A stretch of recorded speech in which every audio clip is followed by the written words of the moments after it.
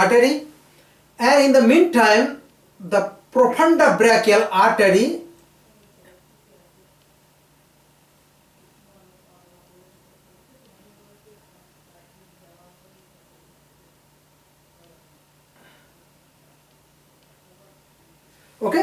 the profunda brachial artery runs parallel to the brachial artery.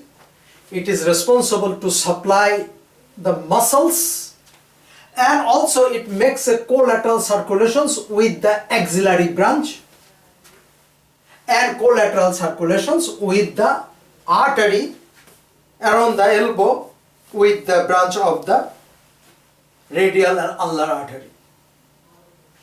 Okay, so now this is brachial artery.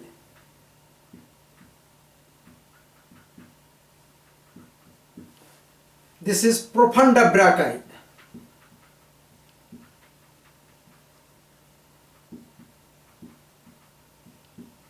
Brachii artery. And this is radial artery.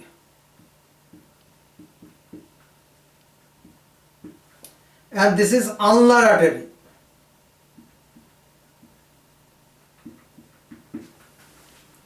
This radial and ulnar artery gives a lot of branches to the muscle, bone, interosseous membrane, and the skin and subcutaneous tissue. So this radial and ulnar artery at the palm, after the wrist joint. After the wrist joint, it makes, actually it splits into two branches because they have to make the palmar arch.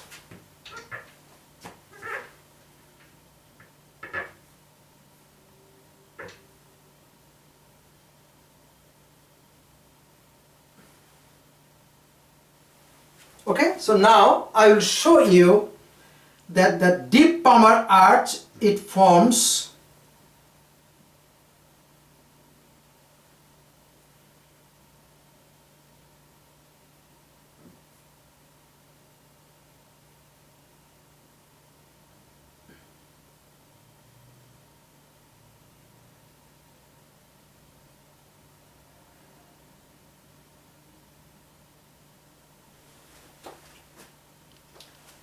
So this is deep palmar arch, and for the deep palmar arch, radial artery is a major contributor.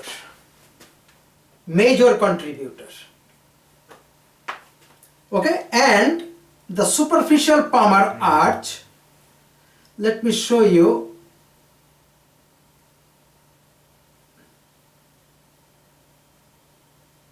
A little artery goes to the lateral side of the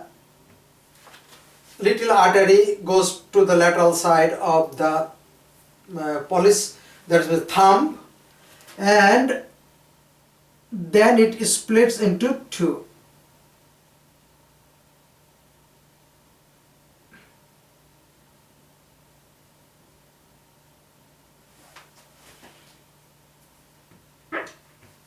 So this is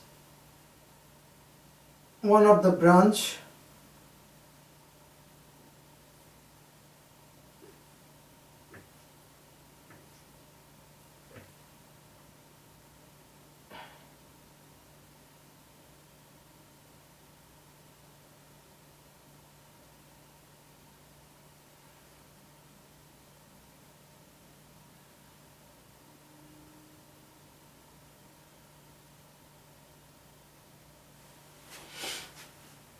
Okay, this is superficial palmar arch, and this is deep palmar arch. I'm drawing now, I'm labeling now. So this is deep palmar arch, and this is superficial palmar arch.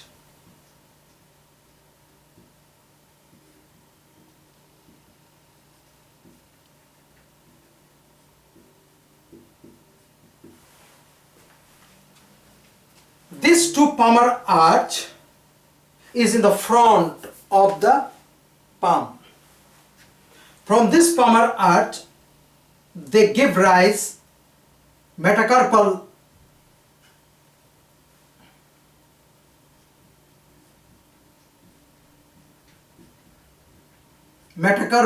artery.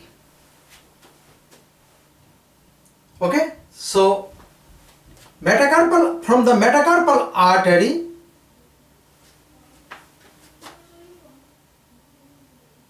it gives digital artery.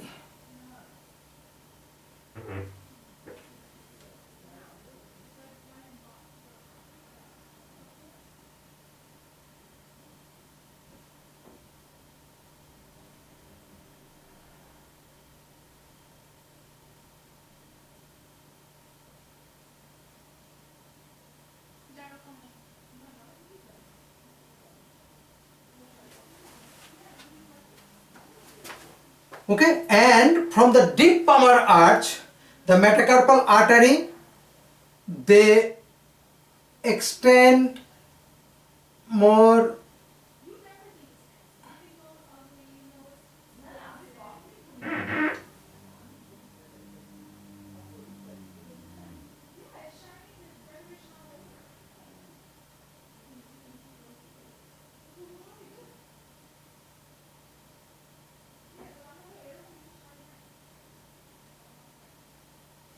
okay, then they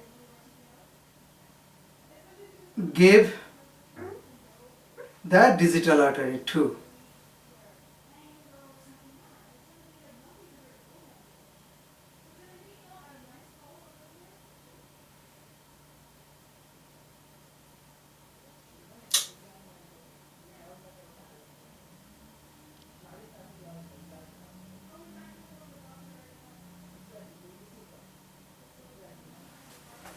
Okay, if you look carefully, then you'll see that how many digital arteries are there in the digit, because this is the finger, right?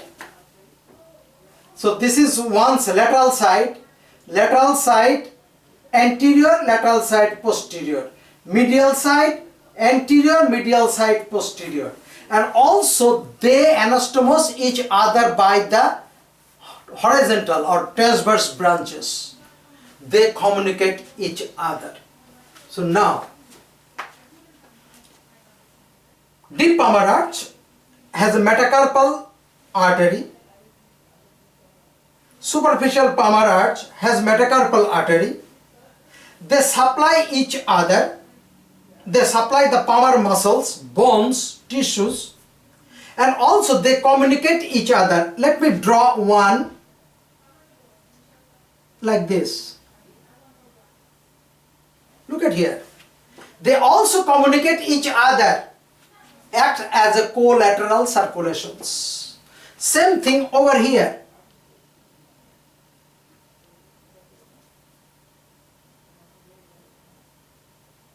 Same thing over here. They communicate each other. So they can compensate the blood. They can compensate the blood loss if there is any obstruction. If there is any problem, they can compensate. But this is lateral lateral branch for the thumb.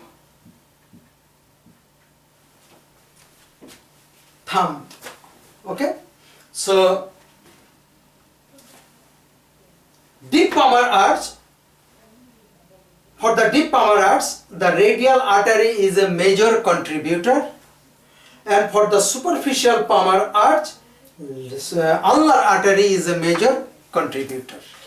So this is the arterial supply of the upper extremity. So now get the clinical concept, clinical things that actually you need to know.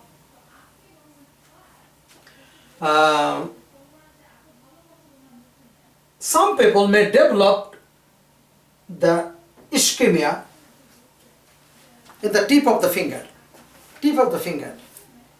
Why they develop ischemia? Because their arterial supply is poor. Then who supply the arterial? Then you know the anatomy. Radial and ulnar artery, they make the arch. From the arch there is a metacarpal artery. From the metacarpal there is a digital artery.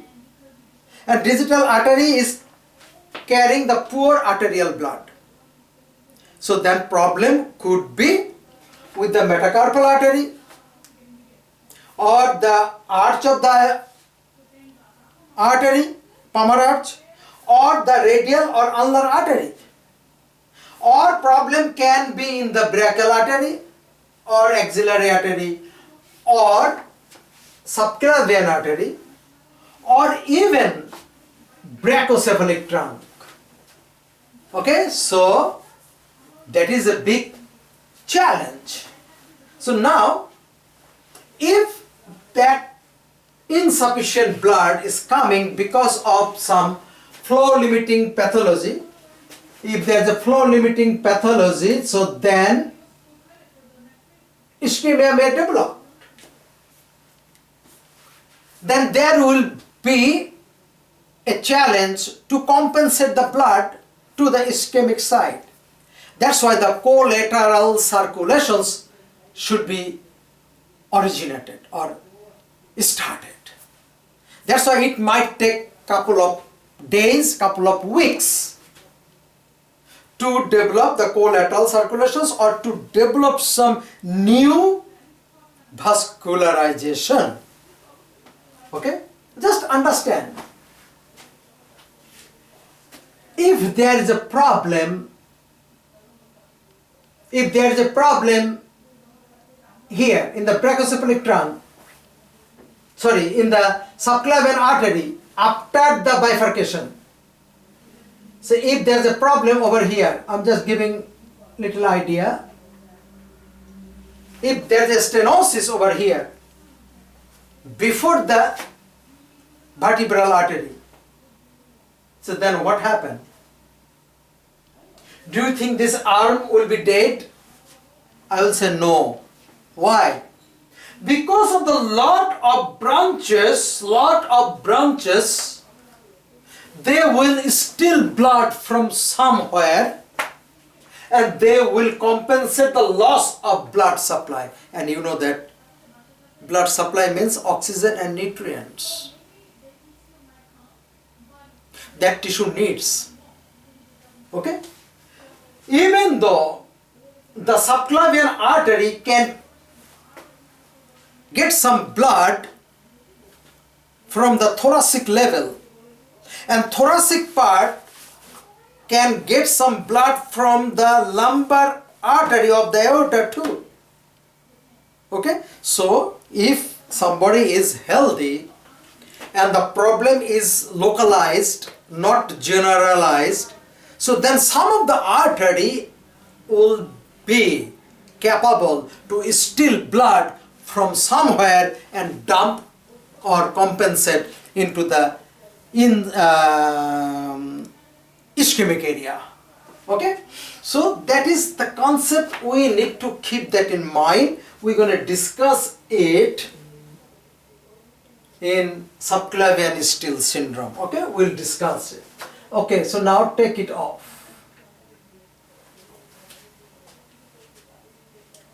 Okay? If there is a problem in the axillary artery, there is some stenosis, flow limiting pathology. So axillary artery has so many branches, very close approximation.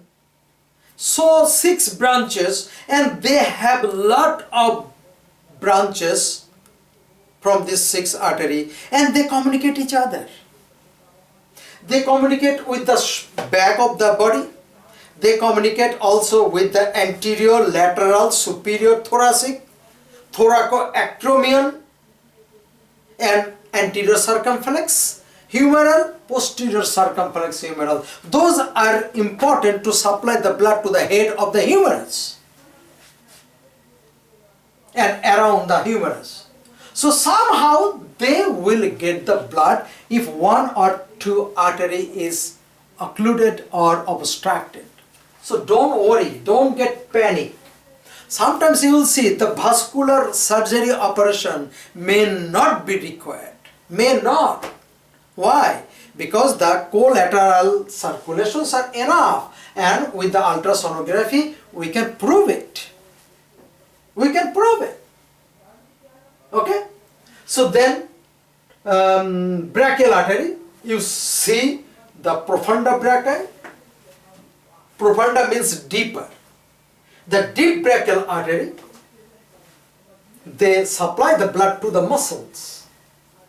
They run almost parallel downwards, and they also give the collateral circulations towards the axillary artery and downwards. They make communication around the elbow to communicate each other, making the collateral circulations. So now come to this point. Whatever it is happening to the proximal part, obstruction or occlusion, compression, stenosis, stricture, thrombosis, atherosclerosis, if it causes the insufficient supply to the digit, then digit will starts tingling, numbness, sensation, blotting, pallor in the palm, okay, and they cannot, sometimes they get so much cold in the arm and in the finger, and there's a wasting. Sometimes they may develop gangrene, ulceration.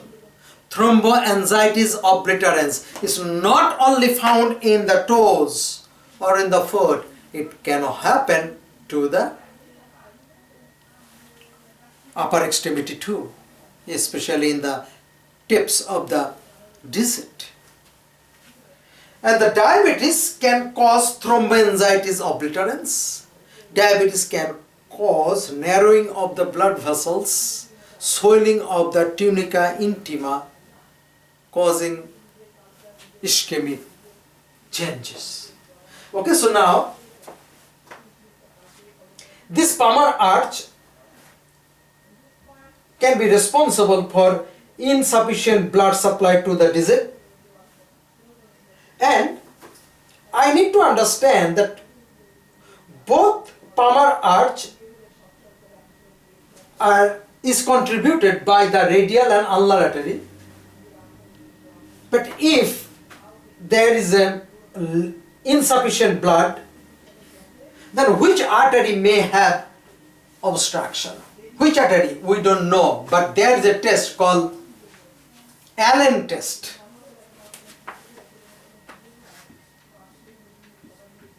Allen test.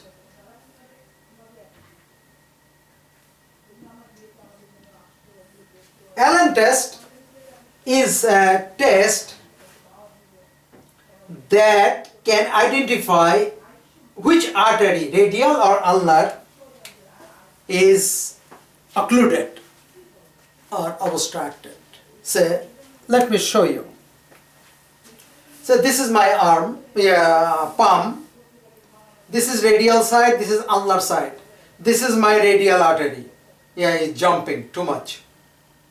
And this is the ulnar artery.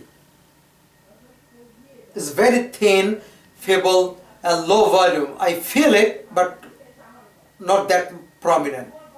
So now, this is radial artery. It's a high volume now. And radial artery is a major contributor of deep palmar arch. Ulnar artery is the major contributor for superficial palmar arch. So now, understand, if there is insufficient blood, I need to figure it out that which artery, radial or ulnar, which artery has obstruction. So now, If the radial artery is occluded here, then ulnar artery is patent. So then there is a blood is going into the arm, in the palm, and they are getting blood.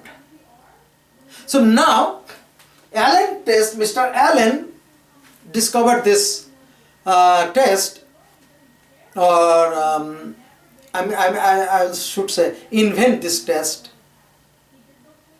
by, he said, compress the radial artery, feel it. You feel it? Yes, I feel it. Then compress totally, make it total occlusion.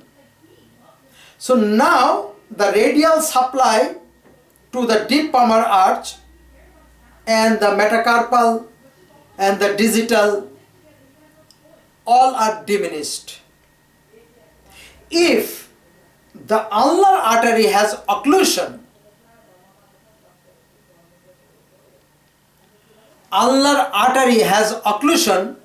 so then now radial artery I compressed, ulnar artery is diseased and occluded. So then palm will not get any blood through deep palmar arch, superficial palmar arch, metacarpal, digital. No, there is no blood. What's going to happen? The palm will be pale, ischemia. Patient will complain too much tingling, numbness, pain, sensation. Okay? So then again you feel the radial artery, say radial artery is normal, jumping. Okay? Then you compress to total occlude and patient feels symptom. That means the ulnar artery is occluded. Same thing, you compress the ulnar side, total occluded, and if the radial artery is occluded, patient will feel tingling, numbness, sensation, ischemic, panic attack. Okay? So then we can figure it out which artery is occluded. So now, if the radial artery is occluded and I compressed here, radial artery is super occluded, right? But then ulnar artery is still patent, so patient have no symptom. Okay? So in that way we can identify which artery is occluded, which artery is diseased. That is known as Allen test. Okay, so now that the proximal part is the brachiocephalic trunk. Subclavian artery is coming up from the brachiocephalic trunk and is going through the subclavian artery. This is clavicle. It goes above the clavicle here. Then it goes under the clavicle. Okay? Subclavian artery above the clavicle, that is called supraclavicular, and then behind the clavicle and the infraclavicle. Okay? Most of the time we evaluate the subclavian artery by putting the transducer superior to the clavicle towards the midline, and then there is a big shadow from the clavicle, and then we go infraclavicular. That infraclavicular, it goes this way. Don't go this way, you're not going to get it. It goes this way down, then it goes to the axillary artery. If you follow very carefully, you will get the whole length of the subclavian, axillary, brachial very nicely. And wherever you found the artery, you will see it is most of the time is a triphasic with a peak systolic velocity high and the end diastolic velocity is low because it is a high resistive artery. High resistive artery. Okay, so that's the way we can evaluate the subclavian, at least two side, supraclavicular, infraclavicular.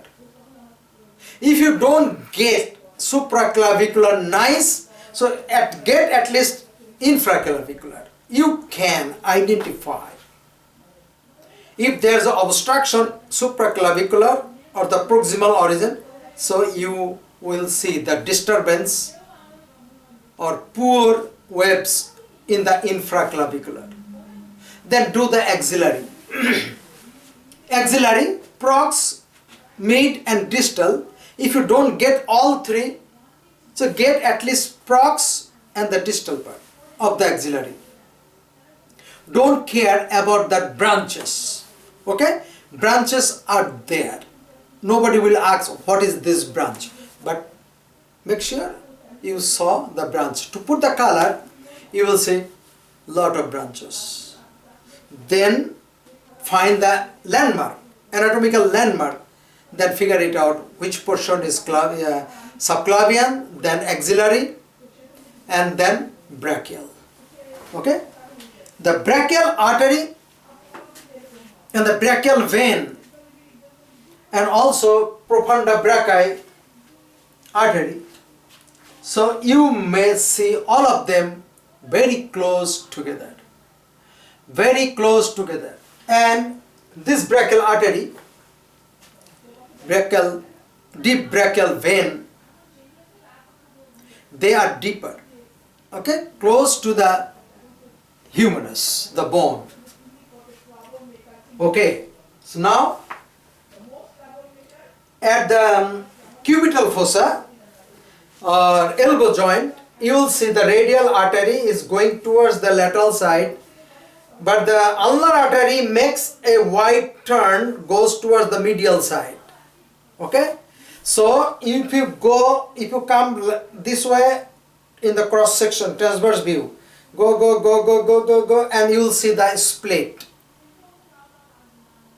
I found a case that is split over here from the distal 1/3 and the middle 1/3. At this junction there is a split of the brachial artery. I found the case that split takes place at the elbow joint or 1 centimeter or 2 centimeter above the elbow joint, also 1 or 2 centimeter below the elbow joint. Okay?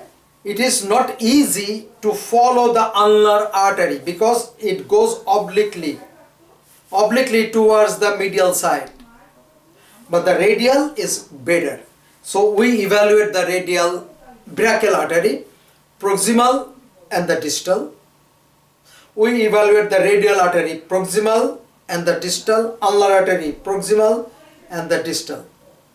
If you can follow through all length, then it's good, but it is not possible most of the time.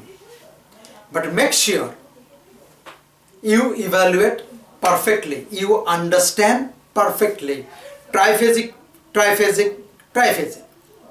If you see the triphasic is lost by biphasic or biphasic, there is a pan-diastolic flow, forward flow, and there is a loss of early diastolic reversal flow.